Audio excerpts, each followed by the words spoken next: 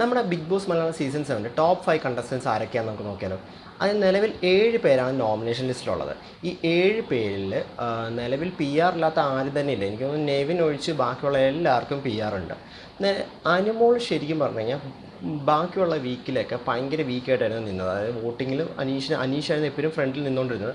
അനുമോൾ പക്ഷേ ഈ week X contestants കയറിയപ്പോഴത്തേക്കും അനുമോൾക്ക് നല്ല ബൂസ്റ്റ് കിട്ടിയിട്ടുണ്ട്. അതായത് അനുമോൾ നെഗറ്റീവായിട്ടാണ് പറഞ്ഞ് താത്ത എല്ലാവർക്കും വീട്ടിലുള്ള എല്ലാവർക്കും അനീഷ് ജയിക്കണമെന്നാണ്. അത് പക്ഷേ വെളിയിലുള്ള ഓഡിയൻസ് നേരെ അനുമോൾക്ക് അത് സപ്പോർട്ടായിട്ട് തിരിഞ്ഞിരിക്കുകയാണ്.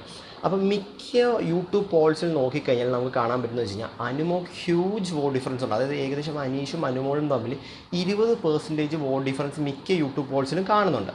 അപ്പോൾ എൻ്റെ ഒരു പ്രഡിക്ഷൻ വെച്ച് കഴിഞ്ഞാൽ ഫസ്റ്റ് വരാൻ എങ്ങനെ പോയാലും അനുമോൾ തന്നെയാണ് സാധ്യത. എന്ന് വെച്ചിട്ടുണ്ടെങ്കിൽ 90% അനുമോളാണ് സാധ്യത.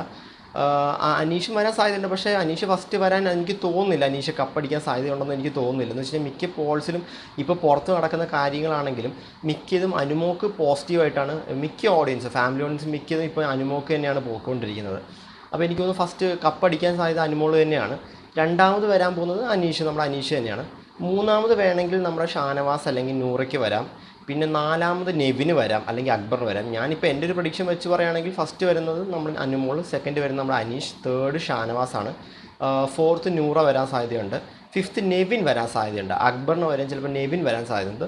പിന്നെ ഒരു മിഡ് വീക്ക് എവിക്ഷനിലൂടെ ഫസ്റ്റ് ഒരു ഉണ്ടെങ്കിൽ, മിഡ് വീക്ക് എവിക്ഷൻ മൊത്തം 7 പേരാണല്ലോ, അപ്പം മിഡ് വീക്ക് എവിക്ഷൻ ഉണ്ടെങ്കിൽ അതിൽ ഔട്ടാവാൻ സാധ്യതയുള്ള ഒരു കണ്ടസ്റ്റൻസ് ആദിൽ തന്നെയാണ്. എന്ന് വെച്ചാൽ വോട്ടിങ്ങിൽ ഏറ്റവും അവസാനം മിക്ക പോൾസിലാണെങ്കിൽ അൺഒഫീഷ്യൽ പോൾസിലാണെങ്കിൽ ഏറ്റവും അവസാനം കിടക്കുന്ന ആദിലാണ്.